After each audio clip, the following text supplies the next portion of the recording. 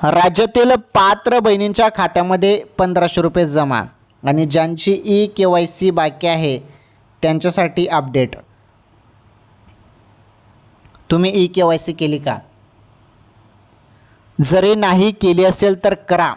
ई-KYC पटापट करा, नाहीतर हप्ता तुमचा थांबवला जाऊ शकतो.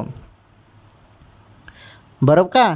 तुमचा हप्ता थांबवला जाऊ शकतो. त्यामुळे तुम्ही ई-KYC सर्वांनी करून घ्या आणि दिवसा ई-KYC होत नसेल तर रात्री 12 नंतर KYC करा. 100% पूर्ण होऊन जाईल KYC.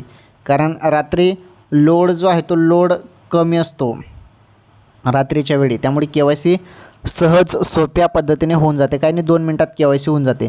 1500 रुपये जे आहेत ते पात्र लाडक्या बहिणींच्या खात्यामध्ये कोणत्या क्षणी आता जमा होणार आहेत. सुरुवात आता झालेली आहे. अचानकपणे पैसे येतील. चेक करत राहा SMS.